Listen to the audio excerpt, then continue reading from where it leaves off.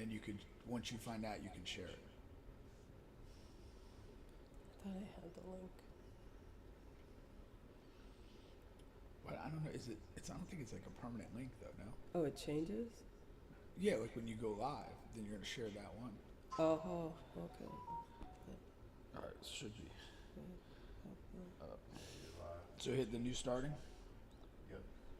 From the Sunshine State, the great state of Florida, and what does your Uncle Charlotte always say? The craziest people in America come from the Bronx and all of Florida. I'm Big Bubba crossing my black car. It's booby traps and pit bulls crossing my backyard. I'm still strapped, boy, these handguns on Vanguard. I like going against the grain cause my hat hard. Bae, I used to thug hard to see this crack hard. I don't thug nothing but the motherfucking task force. Me and two root running shit, we like the fat boys. Paid cash for it, so I try to and fast forward. I put it all in your face like you asked for. Most of you love frontin' like the dashboard. I get it chalked out like the blackboard. I got the ghetto off glass like the backboard. Most of my niggas ride till it ain't no gas for. We been outside like ain't no map for. Been outside like ain't no map for. I swear to God, these motherfucking jets in Florida is different. Man, I was at this house the other night. Gave her a little son one melatonin, thinking this little motherfucker gonna go to sleep. Hell nah, the little motherfucker ain't go to sleep. I ended up giving this little the whole goddamn bottle. He ate them all. It was up all motherfucking night. I ain't getting I'm in all white ones. Picture could get me a Cy Young. We feel like nuns. No f***s giving like Spice One. We feel like bums. Don't change that I might run. Feel like bunch. Shit when the price jump. I got white bumps. These bags kill it price plump. You only die once. I know you a snake with a sliced tongue. I can't trust you. I'ma dust you. Ain't no checking temperature. It's f*** you, then it's f*** you. These laws I'm stuck to. You know how many 12-12s I run through? My get cut, but my girlfriends get cut loose. My get hit like kung fu. I love the streets, but they never told me I love you. You already know. I'm straight from Florida, G. You know, bottom of the motherfucking map. Home of motherfucking Uncle Luke. Home of... You are back on the bench with Bubba and Pink today. Bubba's in Houston, burning up the company credit card. Oh, is that right? Yeah. You think that's a good idea for him? I didn't know Bubba had a job. Really? I thought this was his thing. No, we're not that big yet. Bubba's still on the payroll of somebody. Maybe he was independently wealthy too. I don't know. Really? Yeah, no. No, you didn't think Not that. at all. Okay. We got Jacqueline in this place. She's a longtime guest of the show. Probably most appearances now for the history of the show. Really? For other than Bubba and I. But Black's in there. Move your mic closer to your Oh. mouth. But yeah, you're up there. So you really thought Bubba was independently wealthy or unemployed? I thought he was probably self-employed. I don't know. Self-employed. I thought he was self-employed. So if you would envision what Bubba would do in self-employment, what would that be? That's a good. Just somebody who. I thought he was doing something like in radio, like he may do like sales or something that's related Self-employed radio sales guy? Yeah, something that he's like consulting or, you know. Okay. Wow. What? I don't know. I'm giving him too much credit? I mean, I don't know where you would pick that up. I don't know. For some reason, I just thought that I mean, I know you guys do this every week, yeah, but he does a lot of other activities with you. Yeah, he has other projects and things like that. Yeah, so. But yeah, he has a regular job, and he does a 9 to 5. 9 to 5, but he's a work from home guy. Ah. Yeah, I'm not a work from home guy. No. I need the office vibe. I would agree with you if the office vibe is good, right? You got to be a curator of a good vibe. You can be the curator, but if you have like assholes in the midst, it's not gonna. It just you can curate all you want. If you have like other people that you can't overcome bad company. No. Really? I mean, because you're there 40 hours plus a week, and so I'm in sales. I like being outside. I like going to different environments. That's my thing. I'm not a big, 40 hours in the office. Oh, is that me?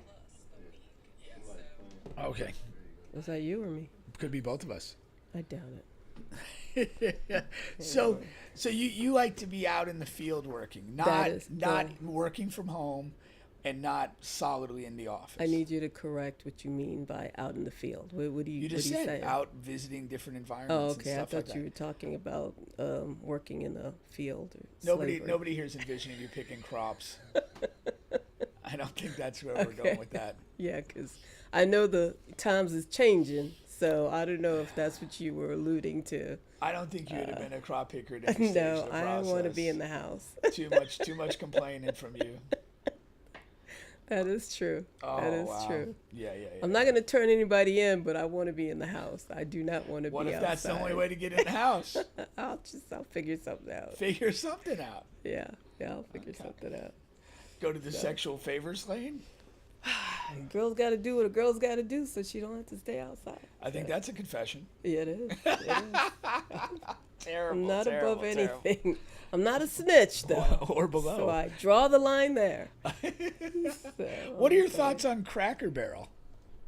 I have no thoughts on Cracker Barrel because I Apparently don't eat they're them. offering all-you-can-eat pancakes for $5 on September 26th. They could. I went there one time. Yeah? My old boss, he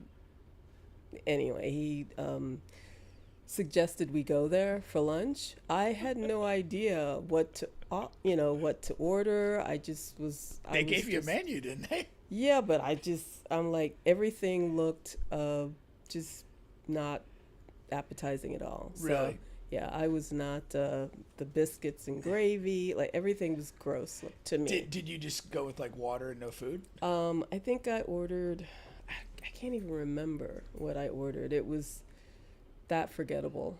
But yeah, I was overloaded. My circuits were overloaded with all the tchotchkes and it was just too much. Yeah.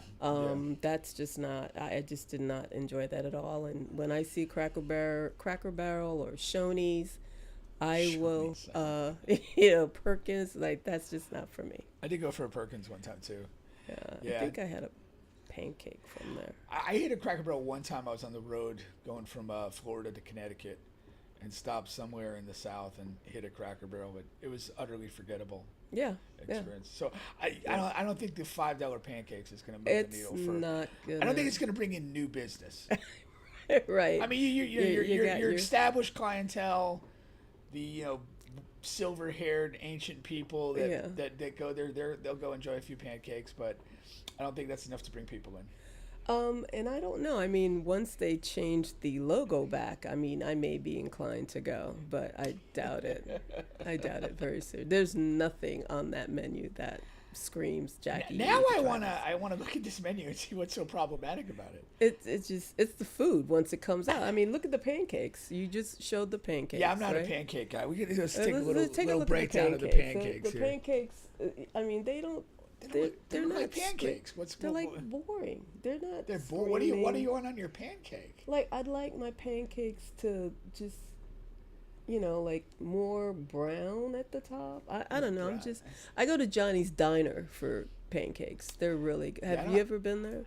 I don't think I've ever been to Johnny's Diner. I'm not a big breakfast guy. I like a super simple breakfast. I used to go to Kiki's when I would do breakfast. Just Kiki's. Bacon, eggs, and like a French toast or something, and we're good to go. So I'm not a big breakfast guy. I'm a big breakfast person. I love breakfast. So why? I have to have breakfast. It's just ingrained. My dad, when we get up in the morning, we always had because I was born overseas, so toast and tea, or beans in toast or something like that. I don't eat eggs, but you don't eat eggs? I do not eat eggs. Really, Brian?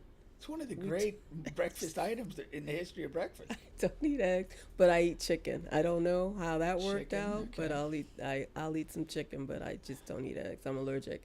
So, you're allergic to them? Yes. You'd have an allergic reaction if you had eggs right here. I definitely would.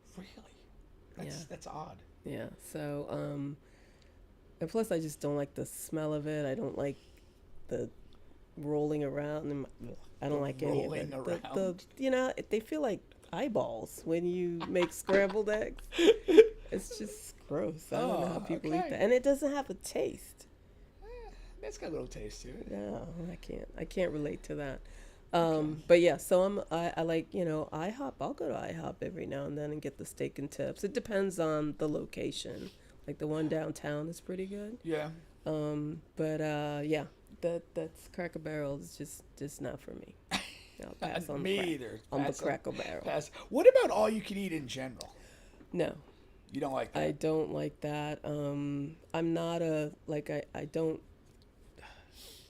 I don't know. I think maybe back in the day. I think you gotta be a certain type of eater. I'm not a glutton. Yeah, you got to be a gluttonous eater to really benefit from that. Yeah. Otherwise, you probably don't even. You probably come off worse off.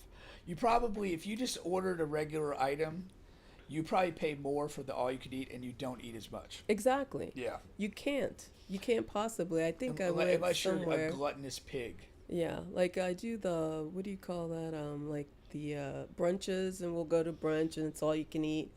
Brunch is all you can eat. Rarely do I have I'll sample different things, but right. I'm there for the mimosas. There for the mimosas. Okay. All you can drink.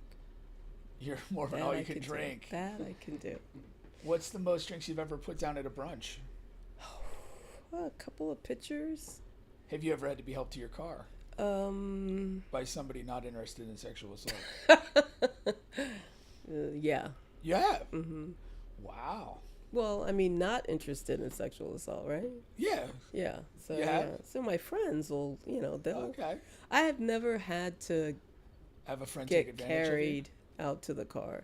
Okay. Like I know when I've reached my limit, and if I know I'm gonna have a lot, I'm gonna Uber. But then you have to stay sober for that too, right? Nowadays. That's probably more dangerous. Yeah. I never thought about that. Have a frisky Uber driver. Thank God. Take you a bit off course. I wake up in New Brunswick, Georgia. I'm like, what's going on? Sex is that trafficking. where all the bodies are buried? That's where all the sex trafficking happens. Brunswick, Georgia? I just made that up. Oh, okay. Oh, why do you know? Well, according to Charlie Kirk's wife, it's Romania. Oh, is that right? Yeah. Oh, well, I thought that was only for orphans. Well, there's still people too, as far as I know. But yeah. So. Well, I heard that a lot of people are talking about her, all these things that she did when she was a teenager, how accomplished she was, and they're confused as to how she got some of the connections and or starting her ministry and stuff like that. Confused? Where's the confusion? She was in the little pageant that Trump owned. Right. Connected from there. So you think that it was she was involved. That's how she got her connections. See, I did not hear that.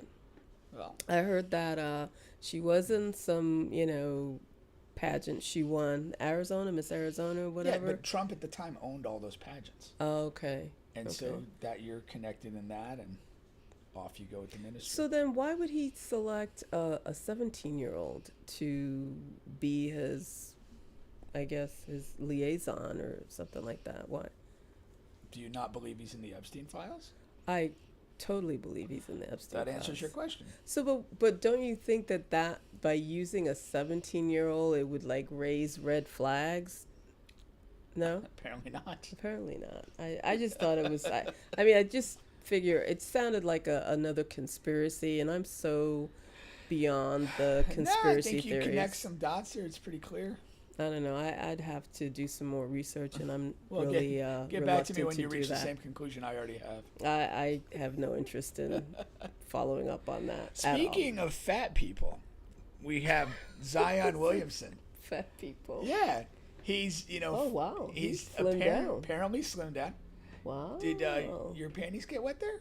Little, Little, really? Okay. Sprinkle. Little squirtage. Oh, yeah. All right then. Wow. Hey, I didn't even recognize him. Yeah. He'll be back to normal pretty soon. 20 more baby mamas coming out. Coming out the woodwork. Exactly. He's got to tighten up and get a new contract to pay the baby mamas. But apparently this is the time of the year when people are showing up to camp and they're in good shape. They're feeling great. They've got a good vibe ever about been that themselves. size ever, even in high school. He said like he hasn't felt like this since high school or college. I don't recall him looking like that in high school because I remember seeing him at Spartanburg Day School. Right? Yeah. He didn't. He never looked like that. He was always kind of. He looked a little goofy, like a little like. He was always big. He had a little extra weight to him, and he looked a little goofy. Yeah. So. Like. I don't know. He has like I could see his lips. I'm like, wow. See his lips. I just didn't notice his face before. You really? See his physique. He's just such a big guy. Really? Yeah. Okay. I never looked and noticed that he had 2 eyes. And, no, I'm just kidding. Wow. You're not one for detail, are you? No. Okay. Well, are you buying that he's going to stay fit, have a productive and healthy season, or do you think this is just training camp nonsense?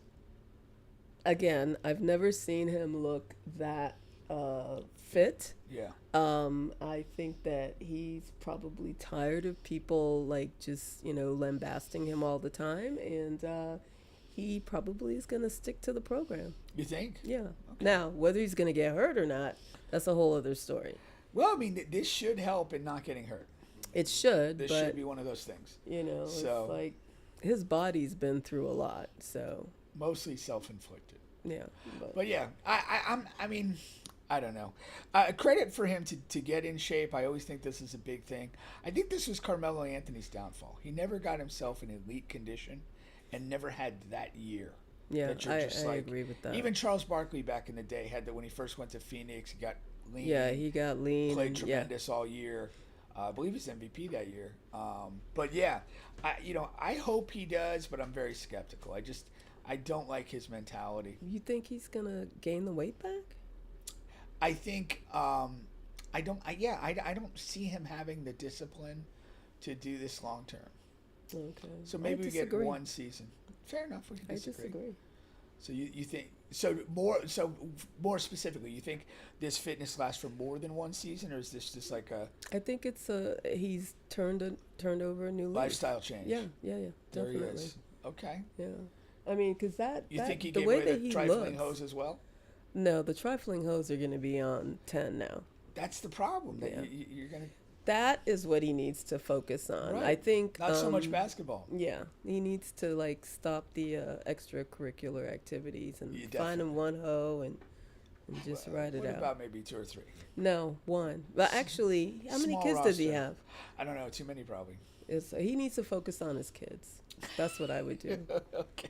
Just focus on being a good dad. So you think, but you're projecting what? It's his best year ever in terms of games played and productivity? I'm projecting a good season. A good season. Yeah. Okay. What players do you genuinely enjoy watching at the NBA level? Wow. I think I like not for sexual reasons. No, I'm talking the wow. I like the wow kind of, basketball. I am not okay. I like Jason Tatum. Okay. He's kind of, he's not very flashy. He's very, just focused on winning. He doesn't do a lot of the, razzle dazzle stuff. I like guys that play fundamental basketball and that they're there to, take their team to win or whatever. Were you a big Tim Duncan fan back in the day? That's pretty much the player you described. Yeah, he is boring. I don't think I never watched. He was San Antonio. Yeah. Yeah, no, I was never a San Antonio fan. So. But that's literally the player you described. Yeah. I like those players. I like guys that are very, focused and they produce. They're, off the court. They're, likable. They're affable. That's my thing. I don't like. And I don't know if I ever told you the story about what's his name? Dwight Howard. Dwight Howard. Yeah. So he's pretty busy off the court. Yeah.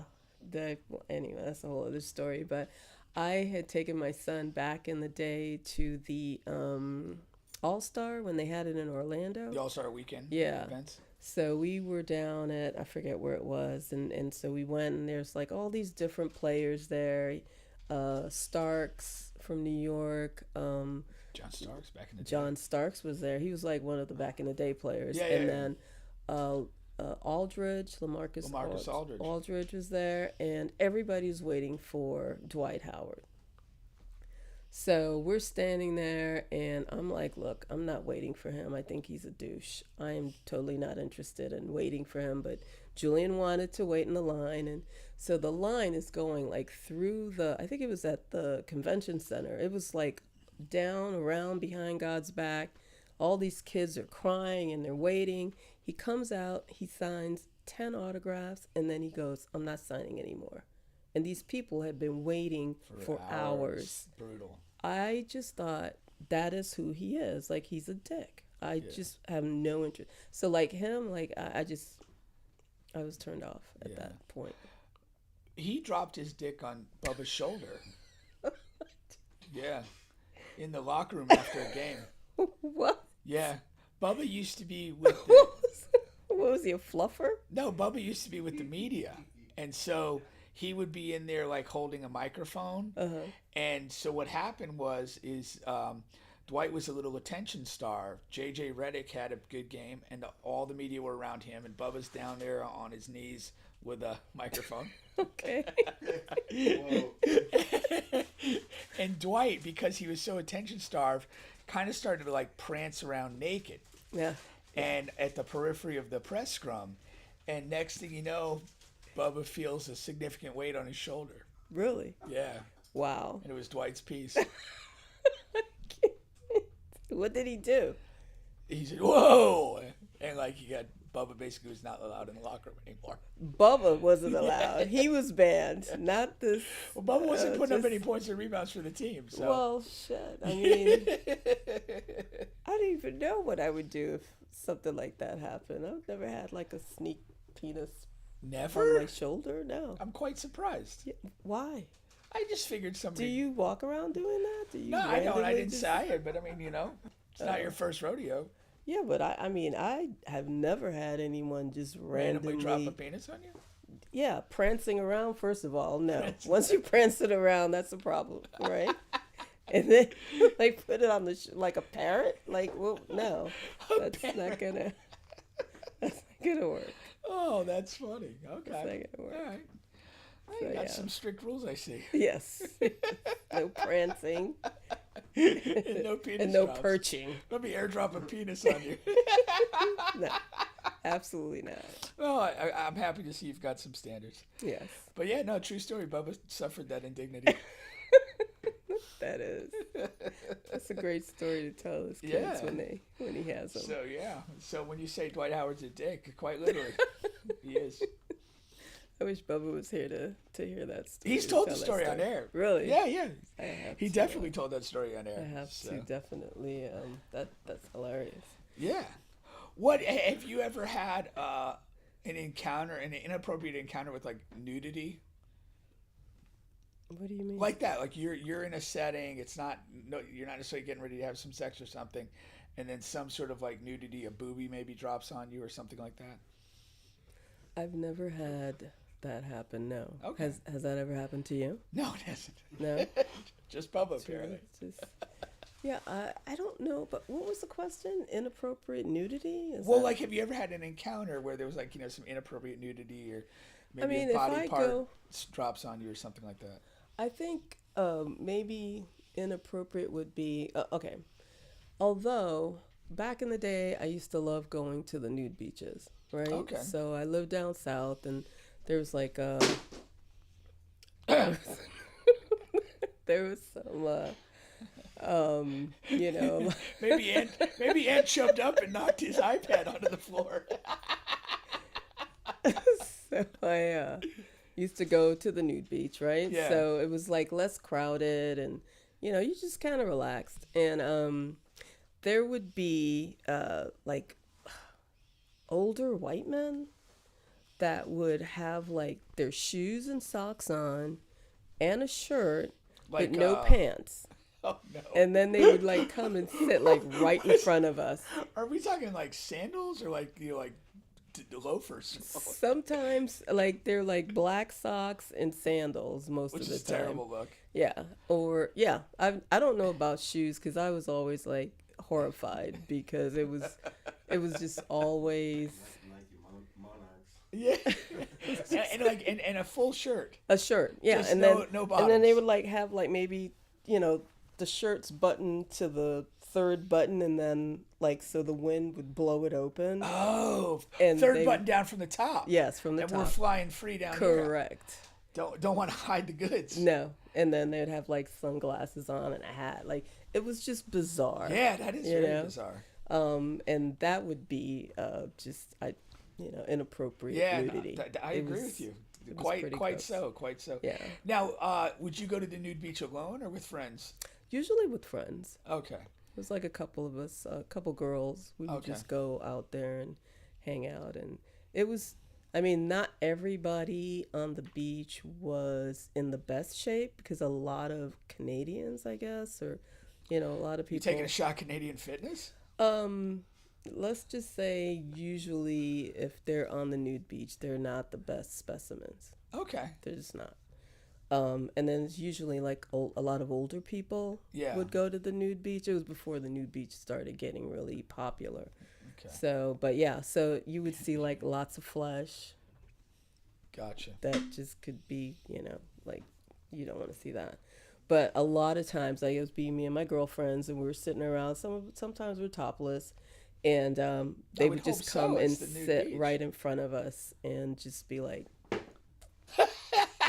"Wait a minute, y'all are facing the water." Yeah, we're looking at the water, and these dudes are facing you. They would come up and just plant themselves like right there, and then they would just be like, we're like. It was like George. How close are they? They're like there, like sitting like right, 5, 6 like feet? Right there, yeah. Wow, that's amazing. And not say a word, and just sit chill. there, yeah. Wow. And we would just kind of ignore them, and eventually y'all couldn't even see the water. Well, we would just start, razzing them.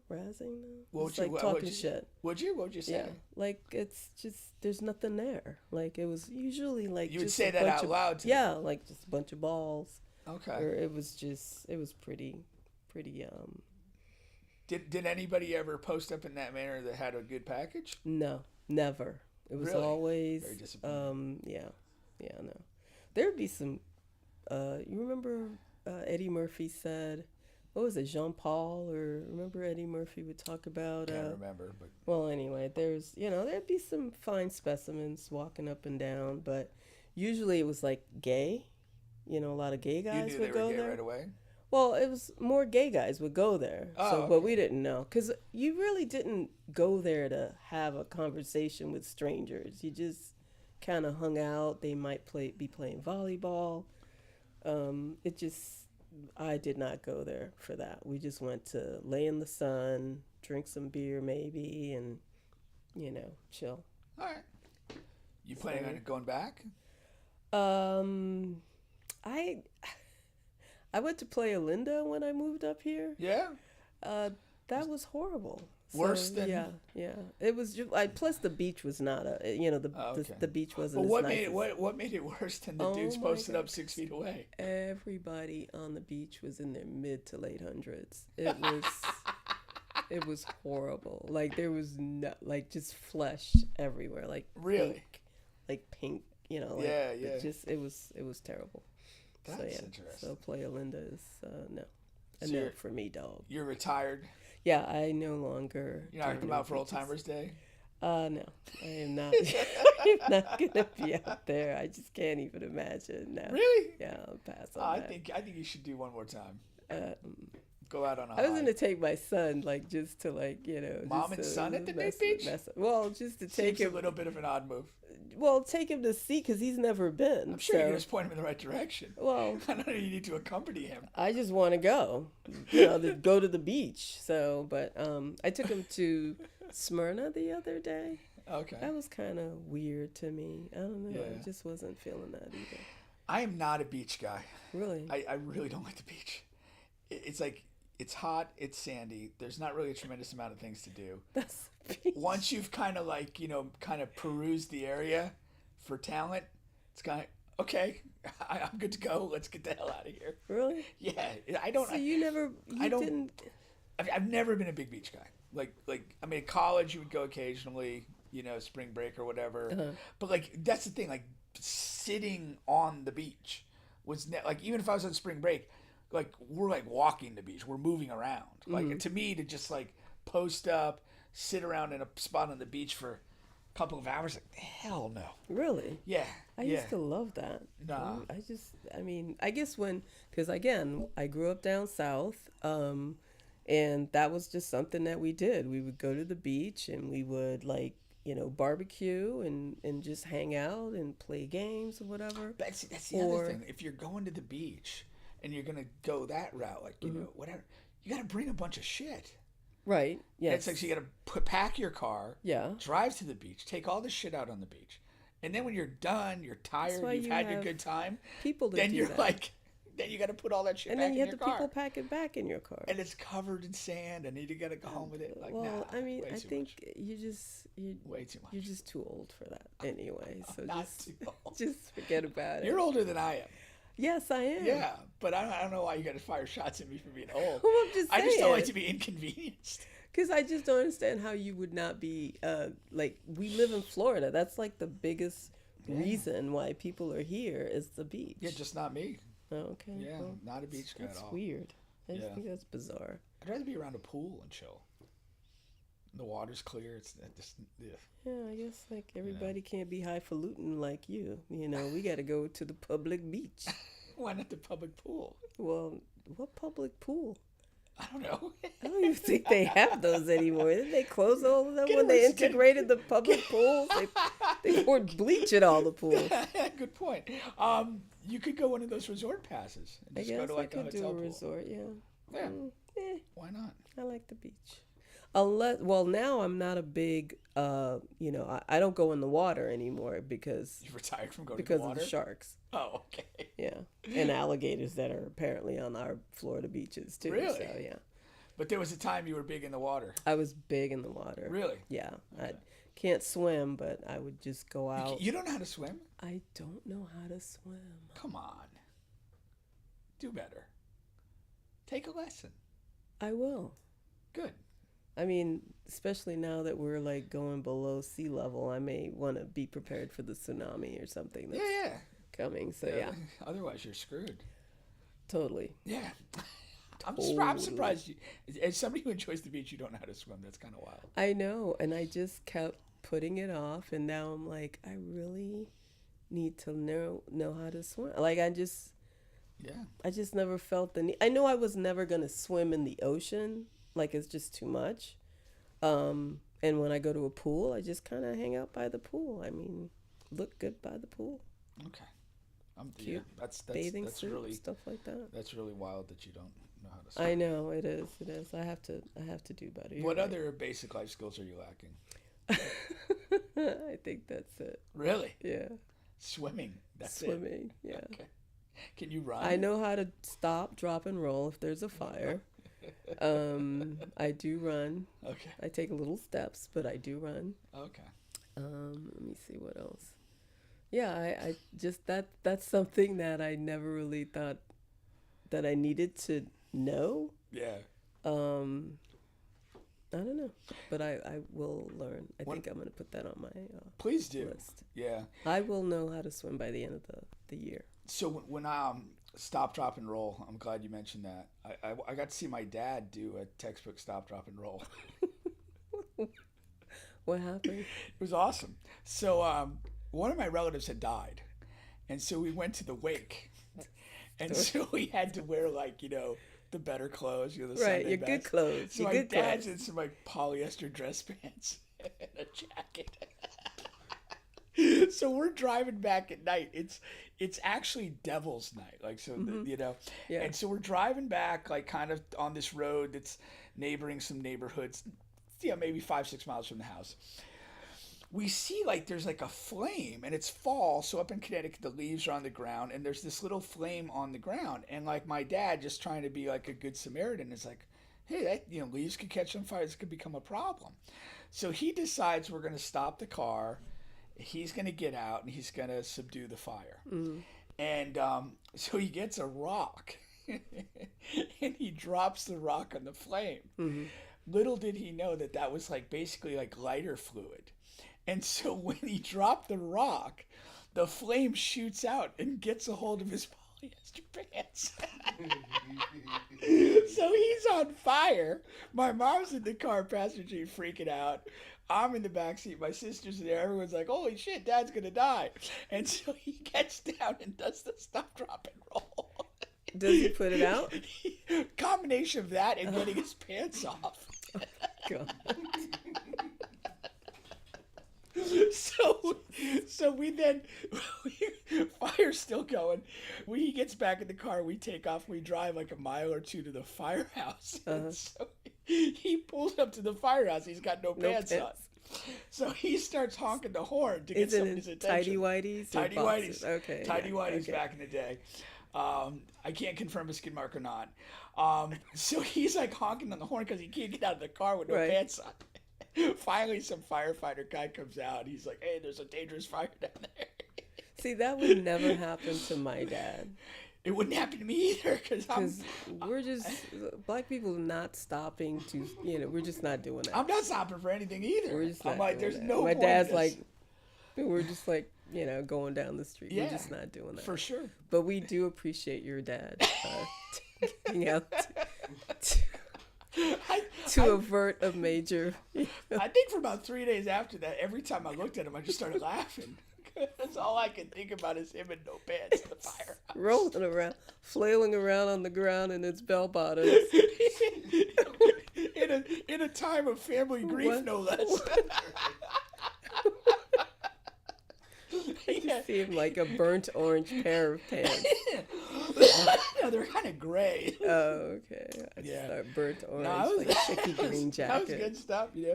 He had quick turnaround, had to get ready for the funeral the next day. It's like 3rd-degree burns on his leg. Walking like Frankenstein. Get another pair of pants in rotation. Wow. That was a great childhood story, though. Yeah. Dad. So yeah, that was good stuff. Good Stop stuff. Talking. See, he paid attention. Yeah, you brought it up. We had a little story for it. Pay attention. That stuff works. I guess he paid attention in school. It works. That worked. He claimed he wasn't a good student. Maybe it's better he let on. Well, at least he paid attention that day. He did. It was a very important day. That was so too funny. All right, well let's hit another topic here.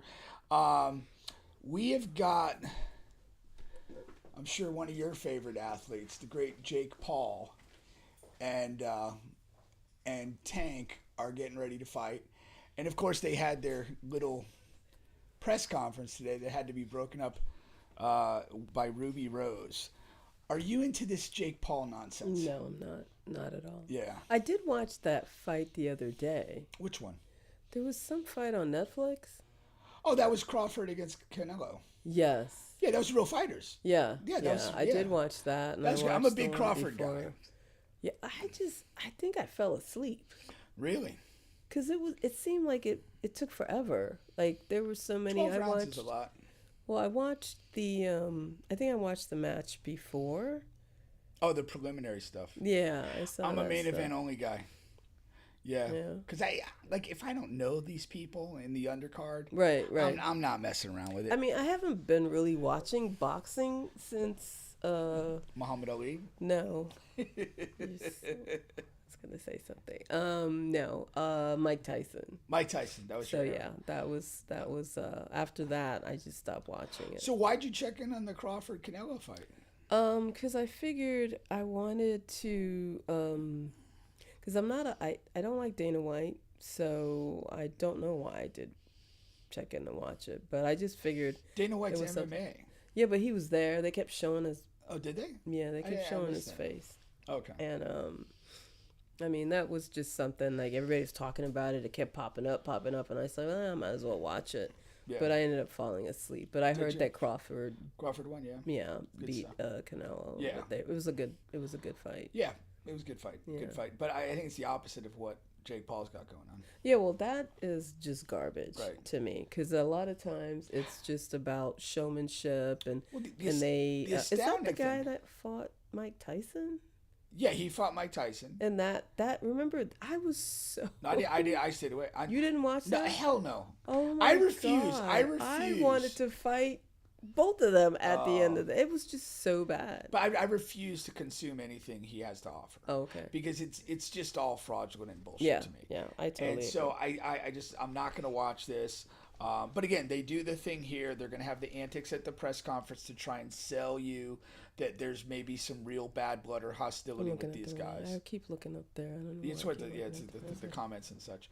But the real deal is they're trying to deal with the press conference and getting pushy and all that. They're trying to convince you that there's real bad blood between these guys and you're going to have a real fight.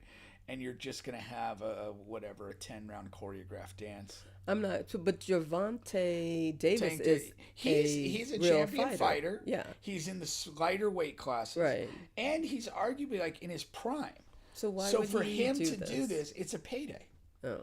Well, I'm beating him to a pulp. I'm not letting him come out unscathed like Tyson did with him. But the problem is that they basically, the theory is that you have a contract and to make the money, you have to basically agree to carry make him around. Look better than he is. Yeah. Like I'm not doing it. But but it's not fighting. It's like WWE scripted nonsense. Oh my God! You know I was crushed when I realized that was scripted and it wasn't real.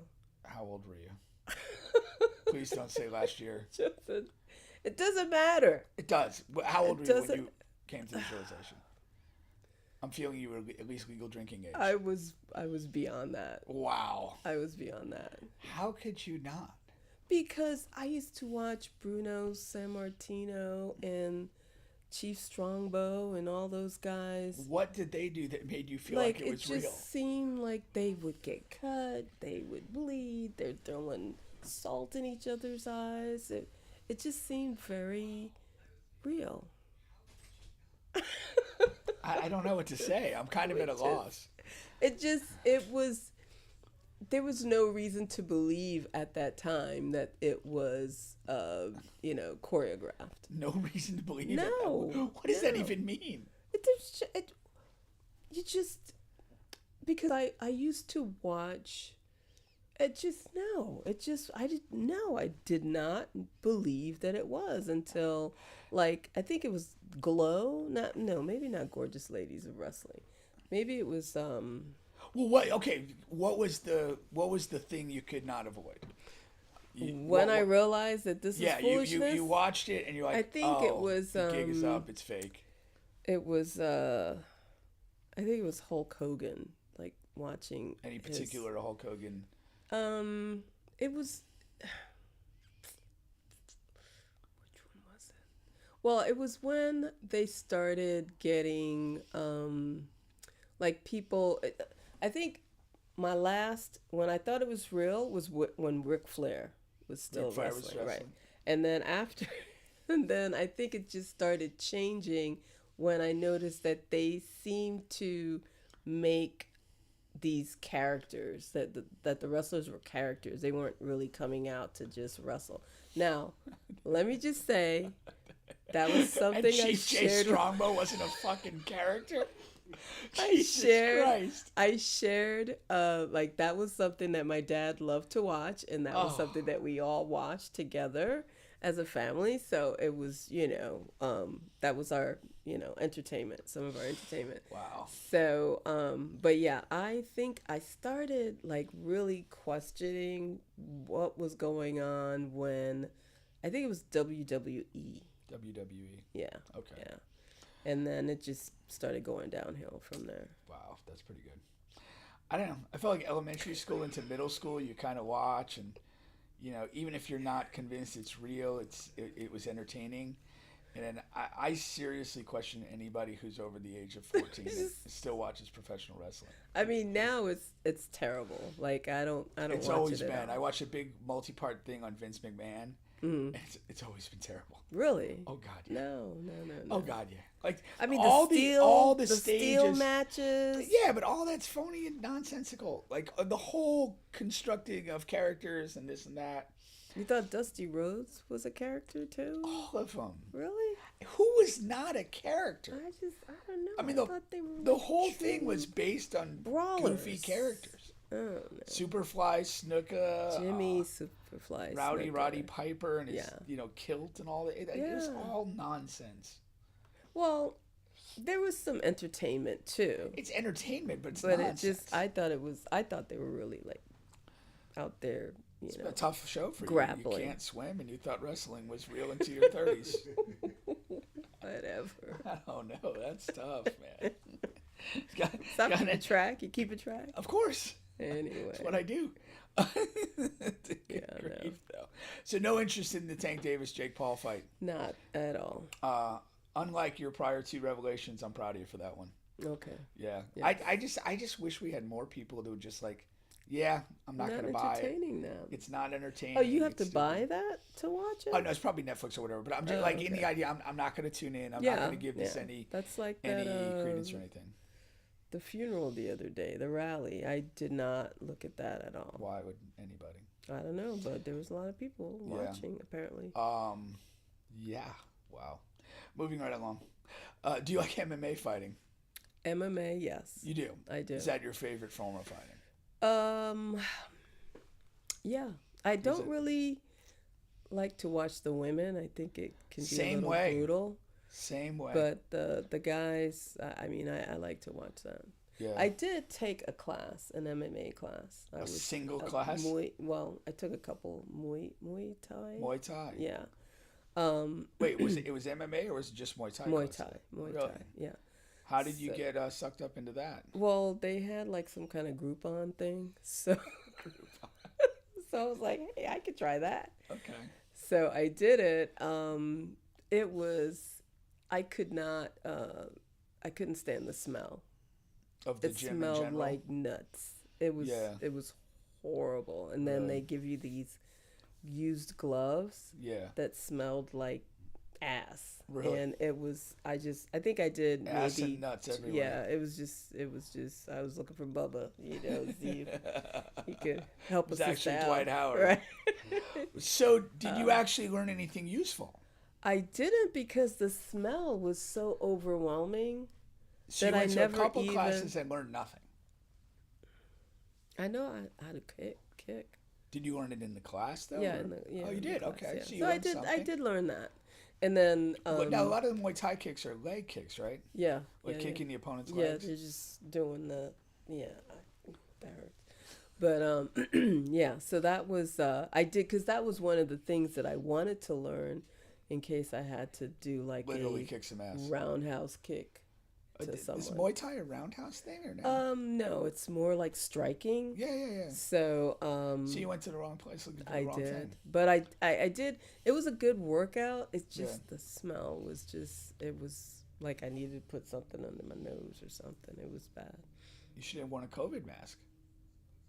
I don't think that would have helped. No. Really? Okay. No. It was just. Did they actually have like a locker room nose too? Pin on my nose, huh? Did they have like a locker room too? I did not even go in there because I would just get there and put on the gloves. They would, wrap your hands for you and stuff. And I'm like, can I just buy my own gloves? And I was like, am I committed? I wasn't that committed. You weren't that committed? Okay. I'm not surprised. But yeah, I do like to watch it. I love to...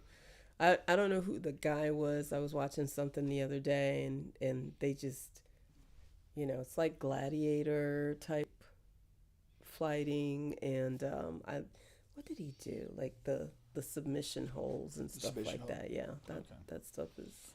To see them wrangling or whatever, and then all of a sudden you're like, go to sleep. See, my biggest impression with like when MMA first came, when I first watched it, he's like, that's what a real fight would look like. Right. Like if you fought somebody in the street. Yeah. Like that would be more so than boxing, because boxing you basically have this agreement: we're going to punch each other. Right. We're not gonna like throw each other on the ground. And not below we're not the gonna belt, kick or any of that. Mm-hmm. And then we know wrestling's fake, or at least I did. And then so the MMA, I'm like, okay, if you really didn't have like no holds barred and you're fighting somebody, this is closer to what it would look like. Yeah. You gouging eyes. You're doing everything. You're hitting, you're kicking. You maybe take a person to the ground. Control them down there. Breaking an arm. Yeah. Doing everything. I broke a guy's arm back when I was a kid. Really, Brian? Yeah. How did you do that? We're kind of goofing around, and I basically like put my arm between like his elbow area, and then I pulled this part, and it snapped his arm. What kind of child are you? What kind of child are you? I'd say dangerous. Probably dangerous. You're laughing at your father on fire. You're going around like breaking your friend's arms. Like what? It was really cool though. The guy, he was real solid. What dude. did the parents say? No, that's where I'm getting at. Oh, okay. Real solid dude. He didn't tell anybody that I broke his arm. He basically said he had a fall and broke his arm that way. So never got routed out for hurting him. So eternal respect to Chris Hogan, his name. So yeah, we got away with it. You didn't say anything. Hell no. Why would I say anything? I don't know. I mean, I guess because it was your friend. Yeah. You wanted to let your parents know that you Why would I want to let my parents know that? How old were you? I don't know, maybe 11. They didn't need to know. What did they need to know for? And so he told a lie, and his parents... He told his parents that he fell and broke his arm, injured his arm, and went to the doctor, got healed, and we all moved on. So let me ask you, if one of your kids got injured playing with a friend, one of their friends or whatever, what would you do if you found out that, you know, how it happened? Would you approach the other parents about it, or would you just... I mean, it's a loaded question. Let's say, I'm going to be more specific. Okay. The injury, broken tooth. Well, it's not the injury. It's how the injury came about. Okay. If it was like, if they're like wrestling around, play fighting, if they're playing basketball and something bad happens, I just, it just is what it is. It's the risk of doing anything. If your kid is essentially being like abused, then that's where it changes for me. Okay. If it's like just a one-sided thing where they're bullying your kid, just doing weird, inappropriate the intention shit, then. Okay. Yeah, just doing crazy, stupid stuff. You know, then we're in a different category. Okay. But yeah, if it's just, you know, like I was doing, like we were wrestling around or whatever, and it happened, it wasn't, you know, I mean, I was trying to execute a wrestling move. It wasn't my intention to break his arm, but it happened. And so the fake wrestling moves? No, that was a real wrestling move. I was more of an early MMA pioneer. Oh yes. So yeah, okay, so that was that. But yeah, if it's just you know, like essentially like an innocent type of thing, I'm not going overboard on that or whatever. You know. Well, I think that I expect the other parent to at least acknowledge it and offer to pay. I don't know. Because I would. You would? Yeah. I don't know. I mean, it's just, and again, it's how do the kids take it too? You know, if my kid's telling me, hey man, I'm straight, we were screwing around, like I'm not going to call somebody else's parent or anything. Like. They were at the other parents. Yeah, but I'm not like, nah, if my kid tells me what happened and it's in the range of things that can happen. Yeah, you're good. We just accept it. All right. It's not, you can't do all the nonsense. I don't think it's nonsense. I think it's accountability. I don't know. Yeah, I just don't view it that way. Because it's like, I mean, the other thing is, I mean, the reality of the situation where there might be some redeeming respect would be, okay, your kid gets hurt at their house under, you know, let's say not crazy circumstances, but whatever, they get hurt. And, you know, the parent theoretically would probably be like, hey, this happened, we feel really bad, is there anything we could do, blah blah blah blah blah. If they do that, I mean, unless I'm destitute, I'm like, I appreciate it, but we're cool. Right, but you expect them to do that at minimum, right? Well, I don't really expect people to do stuff like that. See, that's my problem. And I have expectations. Yeah, it doesn't help.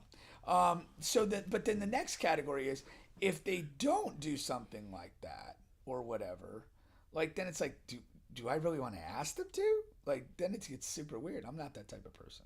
I'm not gonna ask because that happened to me. Yeah. And they were roughhousing. Right. And it happened, and I was like, I expected them to call me and say, hey, is everything okay? You know, blah, like blah, after blah, the blah, blah. fact. Yeah, because I found out after, you know, like what was going on, what happened. He wasn't with me. He was with them. Yeah. It happened, and then when he came home, you know, I had to take him to the dentist, and you know, it was like, you know, it was just like I was just fucking annoyed. But do you feel that they should call days later? They should call. They should have called to tell me about it when it happened. That I get. So that the call. Yeah. Your son appears to suffer an injury. It's not just like you know, you're fine in 5 minutes type of situation. Yeah, I would call the parents and say, hey, you know, guys are roughhousing. Looks like your kid hurt his knee. He's really not comfortable. How do you want to, you know, what do you want to do? right. And I get that. That's fine. That's Right. just information. I'm not offering to pay anything. Yeah.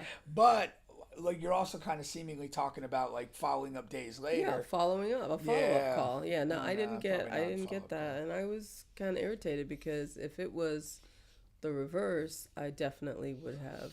How close are you to these people? I mean, I'd be pretty close if they have my son at their house. Well, I mean, yes and no. You know, sometimes you're like. I don't let I never let him. So go these to are, random well, I mean, where I'm people's getting at, are these personal friends of yours or just people that you know? I mean, I knew them through basketball. Okay. So, and we, you know, we've hung out before. Yeah, it's so. still, I mean, personal friends can be different than that. I mean, I get what you're saying. I mean, if it's a situational friend, like, oh, we work together, or kids on the basketball, or they're in the same class, like you don't really have like a significant connection to them. I wouldn't expect a significant follow up on their part. I disagree. Like, I feel that no, I just disagree with that. Just totally. So no matter what, you just want people to follow up. No, because if we're like acquaintances, my son wouldn't be at your house.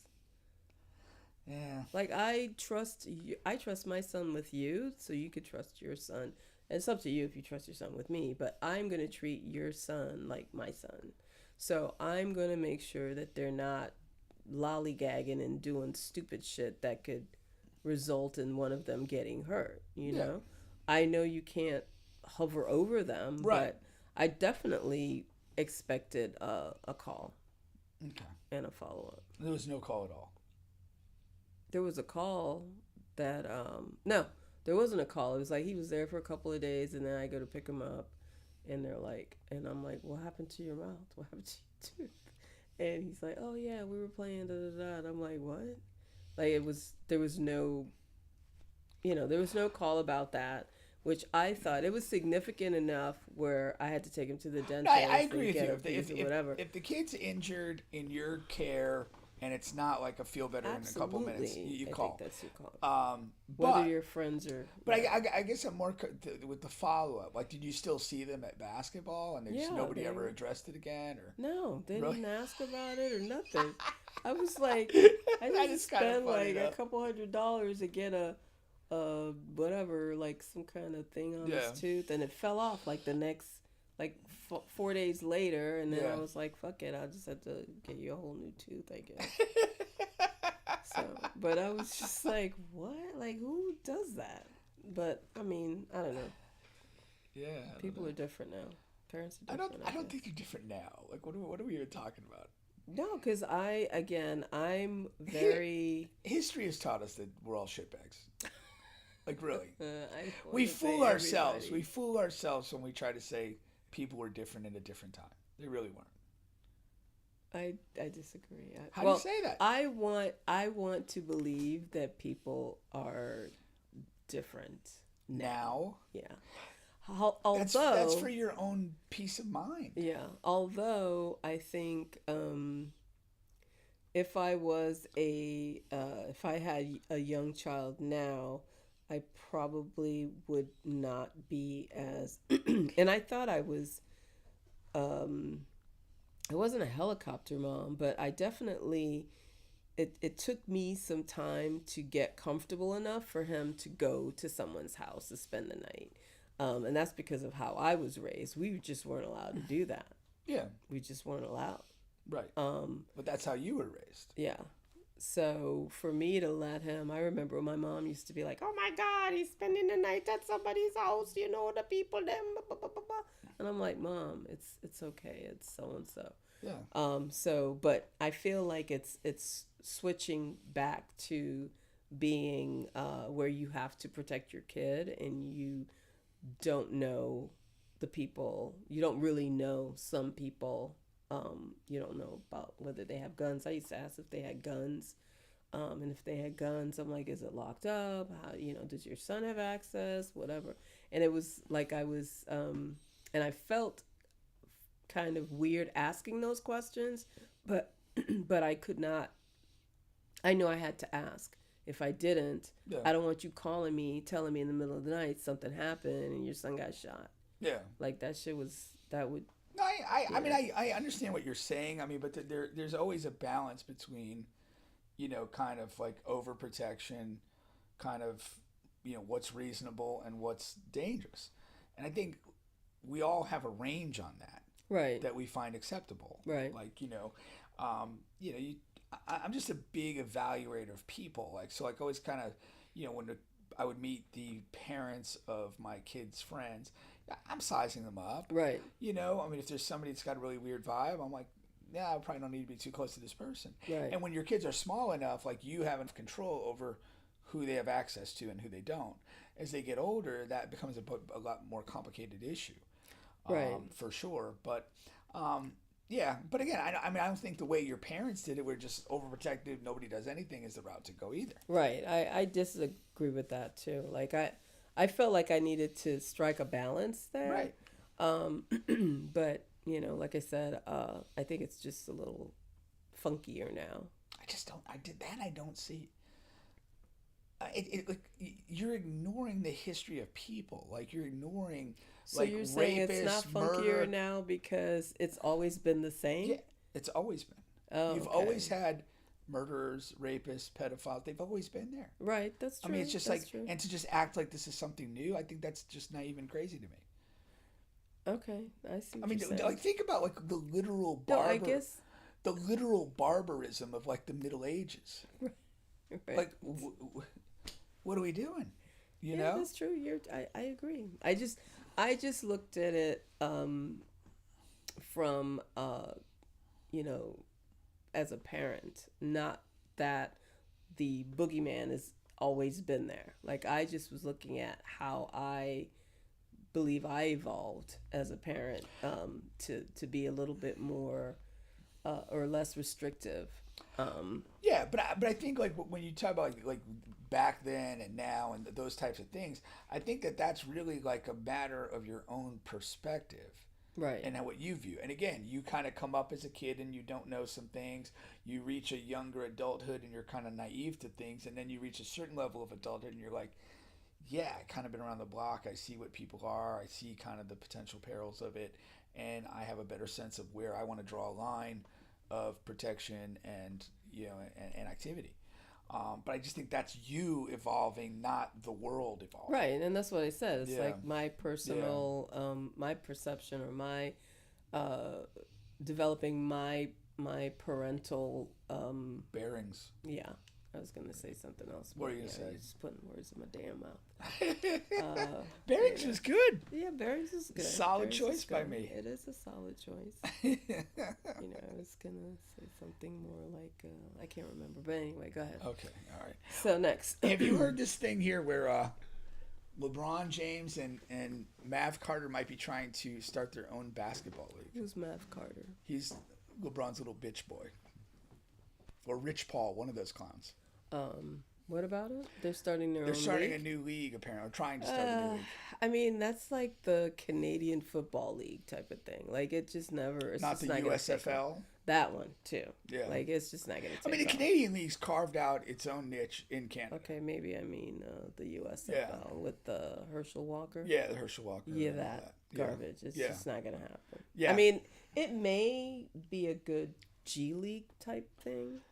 But I don't see where they're going to be able to... The leverage point that LeBron and Rich Paul have working is that they do have access to a lot of high-end talent. They do. Rich Paul represents a ton of people. That is correct. If they could persuade a bunch of top guys to go to an alternative league, if the money's right, then you're kind of almost like an ABA NBA thing, where you can. Well, that used to be the ABA NBA. Yeah, where you can kind of have this alternative league if the money's right and whatever. That's the thing.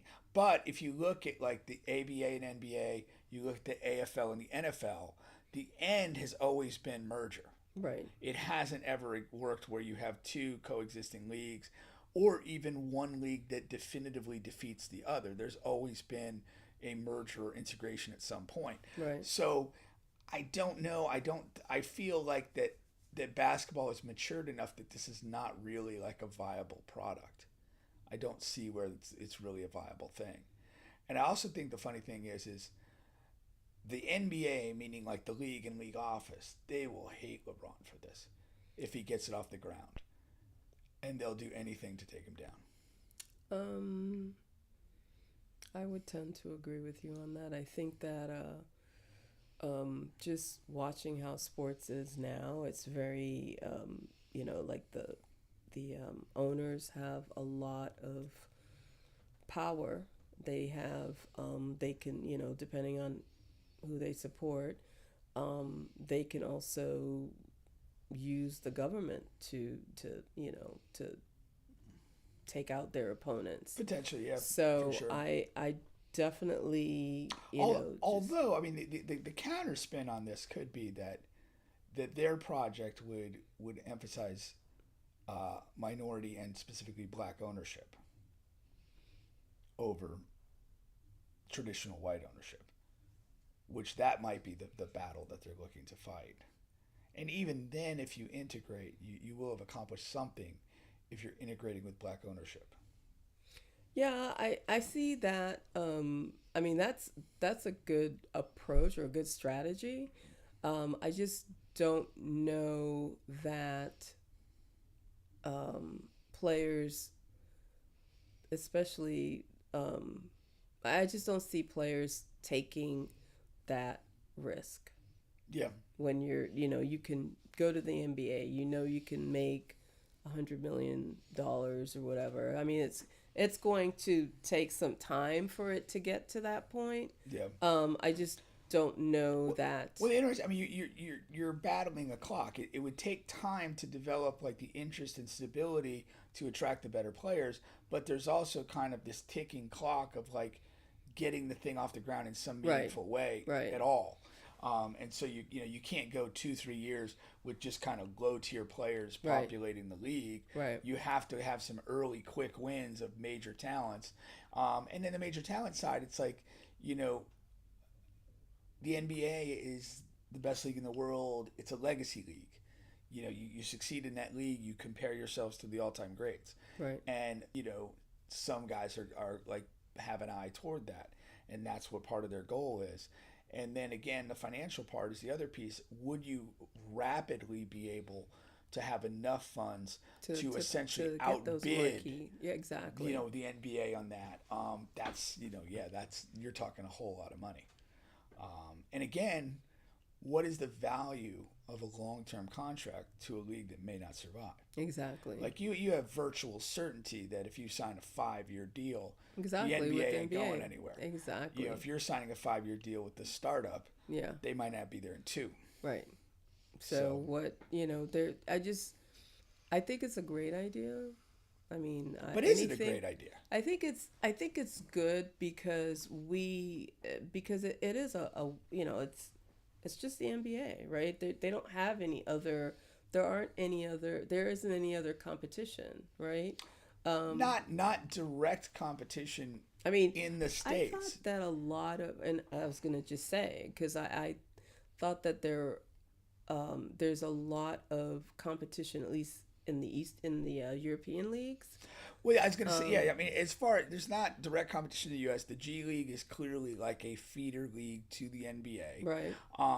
But when you talk about like the bigger clubs in Europe, there's a degree of competition, but they're not competing at the highest level for players. Like the best players in Europe still the goal is to get here. To come here, you right. know, your Jokic, your Luka, Right. your Giannis, it's still to come here. Interesting thing, and Luka recently made a comment that he does have a desire to return to Real Madrid at some point in his career. That's not Luka something. never played. Not Look, Real Madrid. What are you talking about?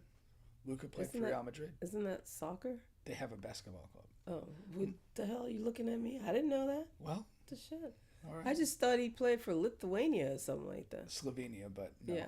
Okay. No, Real Madrid, Barcelona, most of the big soccer clubs have, They have basketball as well. Yeah, Okay. And, I don't and- watch. and high level basketball. But so yeah, he had expressed a desire to go in the end of his career back to Real Madrid.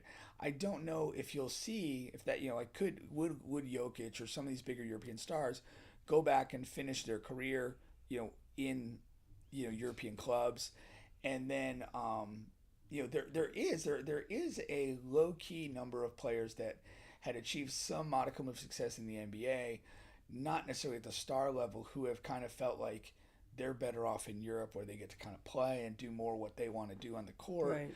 than to be like a role player on an NBA team that just has a very confined, restricted role. And so there is guys that have chosen that path.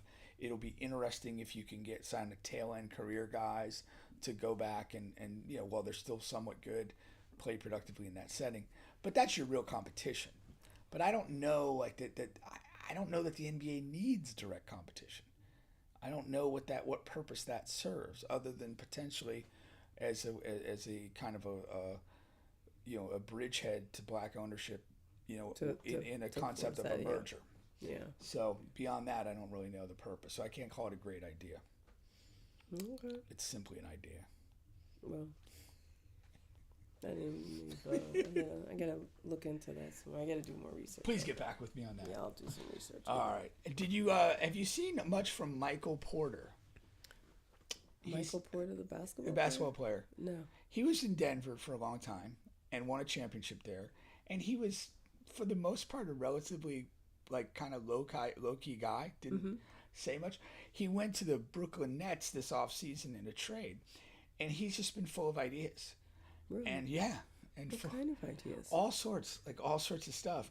But recently, as in the last 24, 48 hours, he basically said that he had a girlfriend, and that I think this is a little bit miscast. Basically, the story came out that he had a girlfriend, and then they agreed to split the bills. But when I watched the clip, it was a little bit different, and I want your take on this.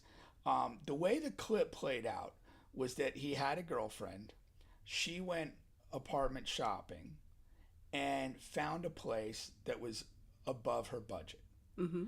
She presents this to him as in hey, I really found this great place, but it's a little over my range. Mm-hmm. He responds by saying, all right, I'll pay half, you pay half for this place. And I'll go ahead, whether we break up or not, I'll give you a 12-month commitment to contribute to this place. Mm-hmm. What are your thoughts on this? Well, I'm not splitting rent with you at all. I'm not splitting rent. So that just... On the woman's side? Yeah. Even if a guy was like, hey, I know you like this apartment, I'll go ahead and pay 50% of this. I mean, I feel like she should be, if they should have discussed a budget before, right? I just don't agree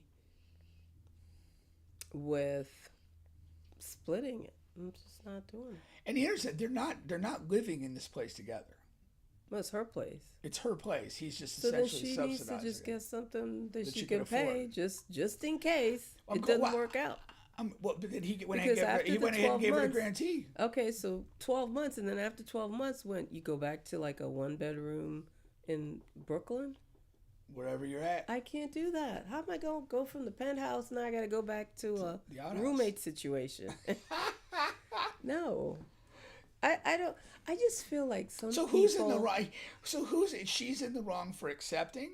I think Or is he in the wrong for offering? No, he's not in the wrong. I mean, I think he is being reasonable given the fact that she's, she's clearly trying to live beyond. She's trying to live beyond her means, number one, and she's trying to like, you know, put him in the situation where he's going to have to either take care of her, or she's going to be like, well, you told me I could live here, and I'm used to this lifestyle, and blah, blah, blah. So I'm glad you brought that up, because I really felt that this was 100% set up from the beginning on her part. Yeah.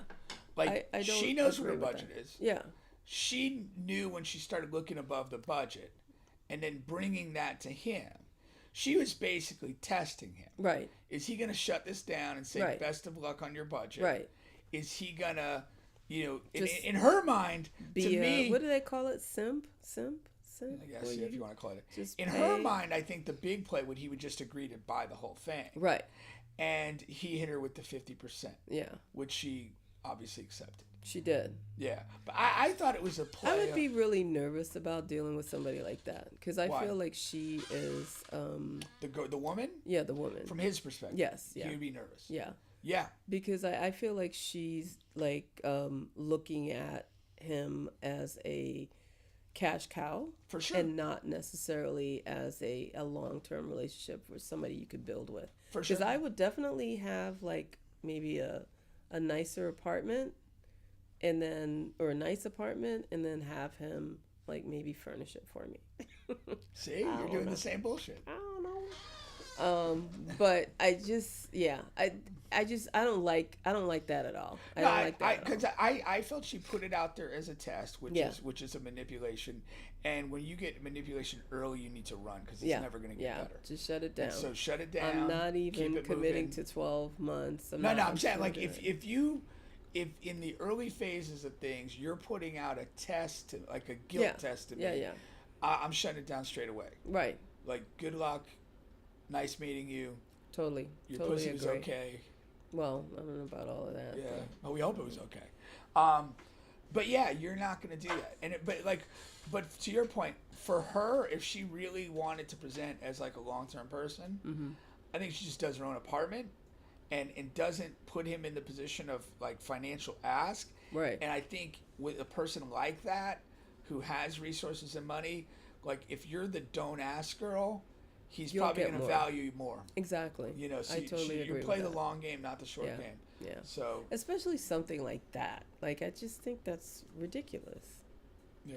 I think it's unreasonable to ask someone to do something like that, and you're not married, you're not committed in any other way. It's like we're girlfriend and boyfriend. That means that any day you could just say, hey, look, it's not working out. Right. Which she apparently did at 5 or 6 months into this.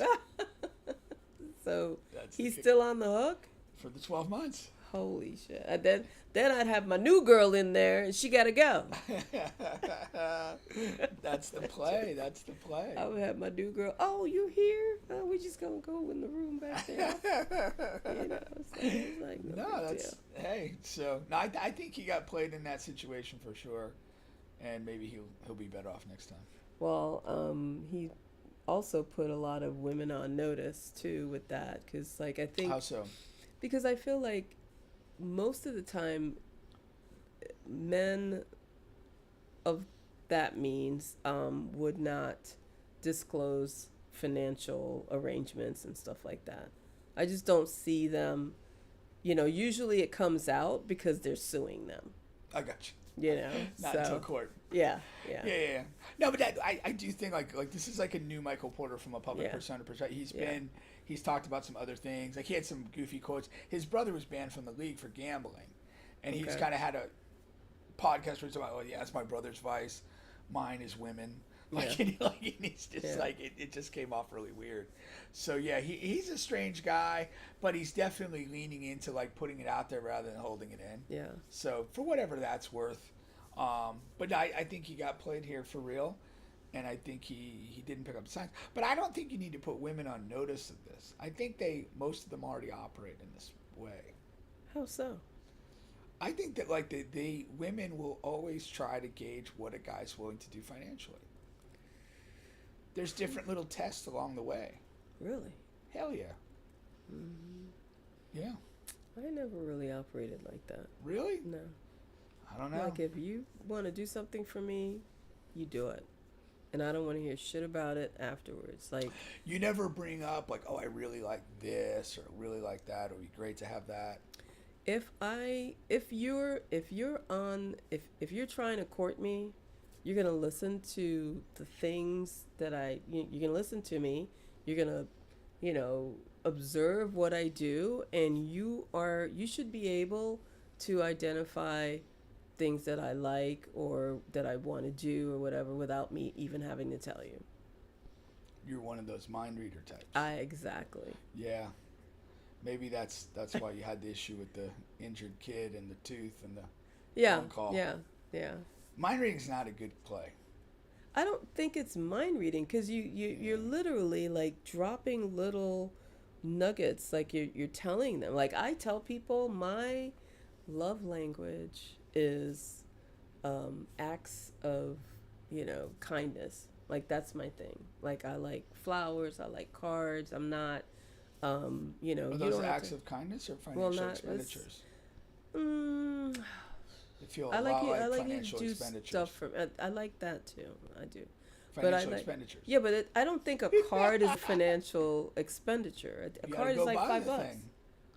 You got to go buy it. It's what you write in the card. You can't buy like a Hallmark card. You could write it card. in a text for free. No, you can't do that. You can. I mean, you can, but don't get you nothing. That makes my point. The financial expenditure makes the difference. It adds. It's an enhancement. You just defined it. It's an enhancement. Your reaction to that last question defined it as a major thing. It is an enhancement.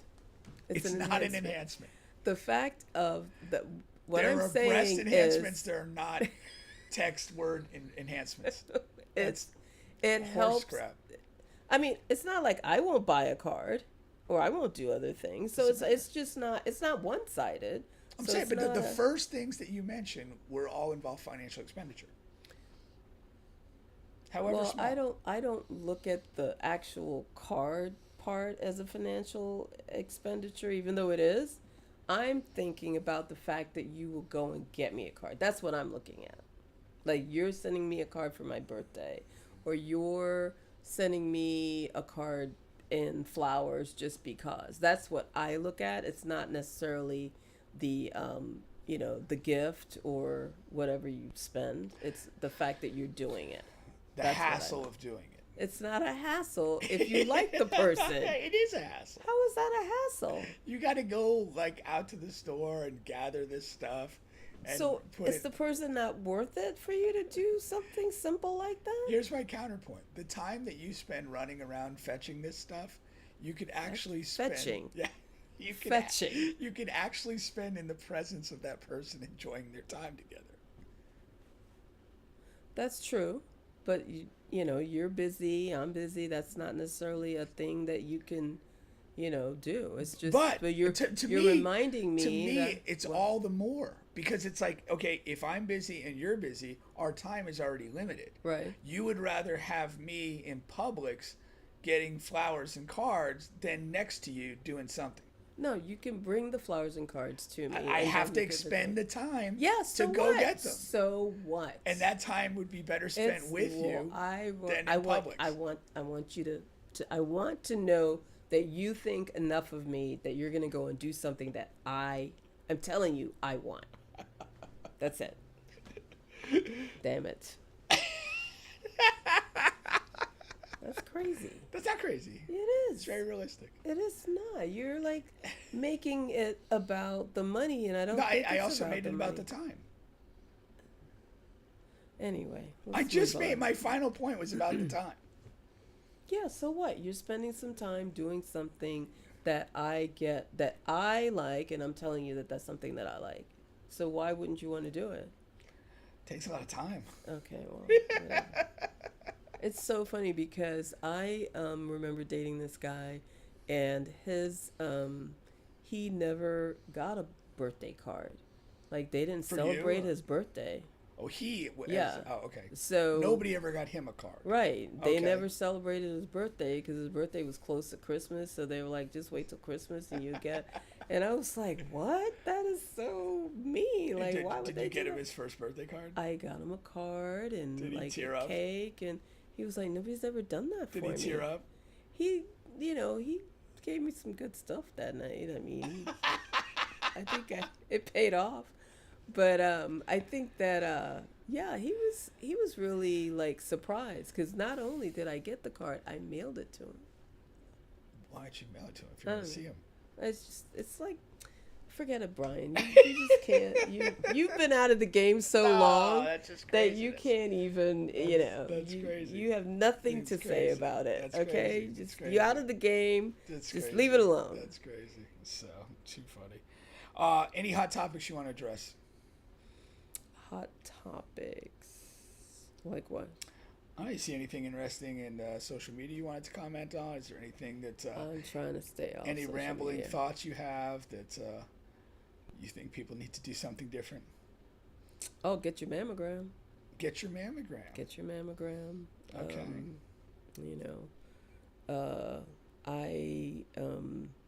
I was diagnosed with breast cancer, and that was like a rude awakening for me. Because, my girls are, they're everything to me. Central to your identity. Yeah. So, I had my mammogram in July, and I had to have surgery in September. Well, it was like the end of July, so like a month later. So I say I am like obsessed about, learning, ways to stay healthier, right? Because I like to drink, and that's something that I had to, take off. It's off the list. Wait, time out. What? There's a connection between drinking and breast cancer? Yeah, alcohol. Really?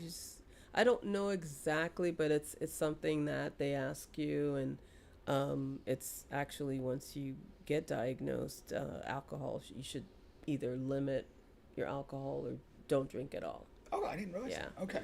Now, were you somebody who was not necessarily getting regular mammograms, and then this is caught late in the process, or were you very diligent about it? Very diligent about it because maybe 10 years ago I had a biopsy for some calcifications, and that it was benign, so I had to do annual mammograms, and then it got to where it's like every 2 years, and so it was just, I've been clear. It's been clear for all this time. And then all of a sudden they're like, oh, this is not good. And it was it is, because I'm still going through the process, and I don't know what treatment is going to, I'm going to have. But it's, just be very diligent. And one of the reasons why I did it at that time, because I usually do it around the end of the year. Okay. Right? So I have medical insurance. I usually wait till the end of the year when everything starts. You got to use use it or lose it. But for some reason, with a lot of the changes, and I don't know that it's necessarily going to affect I'm pretty sure medical coverage is going to change pretty soon for women. As you know, they've been obsessing on our vaginas, and so, but I've obsessed in a vagina or two myself in my day. Yes, Let's anyway. keep it real. So I said, well, let me go ahead and take care of it now before the end of the year. I don't know what else is gonna do. It's gonna say, oh, we're not gonna cover mammograms anyway. So yeah. So actually, you found a silver lining in the Nazi-esque regime that is in front of us. It has definitely motivated me to take advantage of my medical coverage before they I was change kind it. of hoping there'd be no benefit at all. Oh yeah, well, So I guess those go. Nazis, gotta love them. But yeah, so that was it's very just get your mammogram and get your prostate checked. Have you done that? Hell no. Really? Yeah. And your colonoscopy too. I'm not a fan of the medical arts. You're not getting any of it. It's just as to get ahead of the game. If something, the game will catch up. You're not gonna do a prostate exam. You're at that age where you're supposed to do it. I don't go to the doctor. Really? I'll go to the chiropractor to address sporting injury. But I don't go to the doctor. Yeah. That's interesting. Just don't like the process. Not interested. I've had a good run. It's not too bad. I've had a 54-year run of good health. If it ends tomorrow, it ends. It's okay. I don't want to just be stuck in a cycle of medicine. And I don't want my life to get to a point where it's basically revolves around eating and doctor's appointments. At that point, I'm not in that if you're going and you get an all clear. But maybe you don't get an all clear. Right. And then maybe you're stuck with a bunch of doctor's appointments I don't want to deal with. Wow. It's not a popular opinion, I get that. It is very unpopular. Yeah, but it's mine. It is. So, but yeah, I just don't want to be stuck in that treadmill of medical care. That's too bad. It's not too bad. I don't really want to last that much longer. I would love to hear a story about your colonoscopy. That's why it's too bad. That's why it's too bad. I think that would be... I don't think I would tell that story. What? Why would I tell that story? I think you should have Bubba in there with the microphone and, you're just on all fours or whatever they do. I have to say, I've never had it done and I need to get it done and I've been putting that off. Maybe we could do the story of your colonoscopy. Oh, I thought you were going to say maybe we can do it together. No. Bub and I on the mics covering your colonoscopy. No. But yet you want to cover mine. Yes. But yeah, so that is that's my news. That's your news? Yeah, okay. That was my news. All right. I did see something on social media before I got here about something at it's all related to that other stuff. Oh, Jimmy Kimmel was on. Back on. Yeah, last night, and he was bawling and doing all this extra. He was crying? Yeah. Really? He was crying, saying, I didn't mean anything when I was talking about, So he really caved in and gave the apology? Yeah. It was one little part on how he came across it. It wasn't a formal apology. Yeah, it wasn't but it was just... He literally blasted, everybody immediately. Okay. So it wasn't, an all-out apology. It was kind of But he was crying, though? He was. Because, I think... what I saw of it or whatever, it was more of he felt guilty for I guess he felt he was kind of idolizing the death of somebody, and that wasn't his intentions. That's what got him choked up. So my thing with it was I watched it and he wasn't highlighting.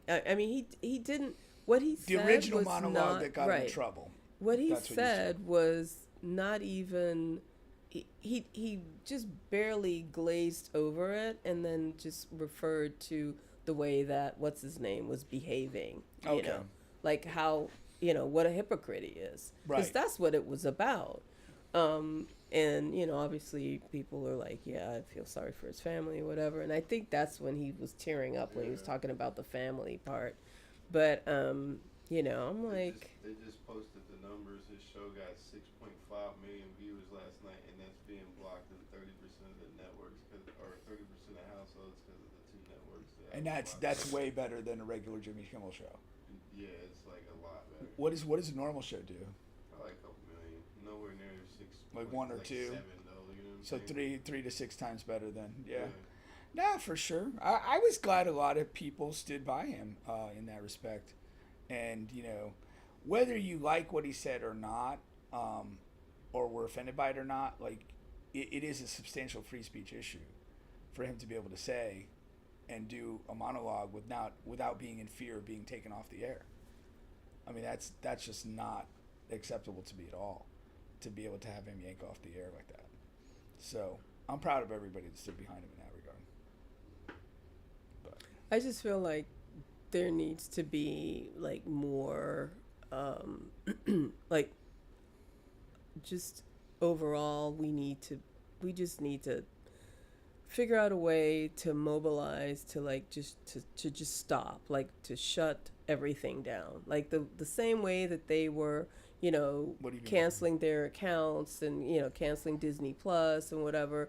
Like, we need to figure out a way to do something like that, with respect to the other corporations that are censoring their employees and firing their employees. And, you know, because I'm like, the writer, she was a columnist at, I think it was the Washington Post. Yeah. She just she quoted his own words. Yeah, for sure. And they fired her. Yeah. Like, it was just like, what? Yeah. So I just, you know, the Washington Post, okay, they're people that have to subscribe. They're advertisers. Shut them down. Like, force their hands, because, you know, every time they take away another right or they start trampling on another right, we just are like frozen, where people are afraid to even talk about it. Yeah. You know? No, it's the slippery slope, and that's the way this is done, though. You take away the speech, you take away criticism, you take away those things, and you are basically in a totalitarian system. Right. That's what it is. And so these are the steps that have been taken. Why are Americans why are there certain Americans that are okay with this? Like, I just don't understand. You're okay that. With it. And again, that's why this is like a very significant thing to look at. You know, you, me, and we have bills. We have people that depend on us to take care of them. And if we put ourselves in a position where we're losing a job over a comment, like, that's fearful. That's intimidation. Right. You know, and that's why people are just kind of like, yeah, I'll sit this one out, because I got people that depend on me. And that's just the sad reality. And the people that make these, that propagate this stuff, they know that. They know that the majority of people who have things to lose are going to have to make decisions, because it's not just about them, it's about the people they take care of. And that's a major problem. Like that, like, I mean, there was that movie with De Niro and Pacino. It was like the bank robber movie. I forget what the title of it was. I did not see that. But there was a scene where they're sitting together, and the one thing that De Niro's character said is, as long as you have nothing in your life that you couldn't walk away from in 3 seconds, you have power. Right. You have infinite power. And most of us don't live our lives that way. Right. You know, we construct these circles and relationships that we value and that we serve, and they serve us. And we're not in that situation. Right. You know, but if you have a different objective in life, and you want to be the type of person that can, like, literally, I don't give a fuck. Like, you know, what can you do to me? You could kill me. That's the best you got. Because as long as I'm here, I'm against you. Like, you have to set your life up in a certain way that nobody's depending on you, that you can act, you know, independently, fearlessly, right. And all that. And that's just not what most people are. So what do you see, like, in a year? Where do you see us in a year? Where do you see the United States in a year? Continued degradation and misery. Do you have a exit plan, or No. You're just gonna ride it out? I don't have an exit plan. I don't have anything that specific.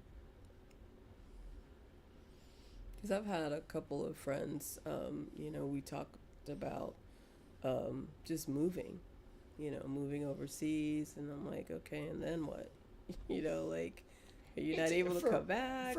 But for certain people, that's fine. Yeah. Again, certain people whose life is structured in a certain way, that's fine. You can move. You can do what you feel is best to you.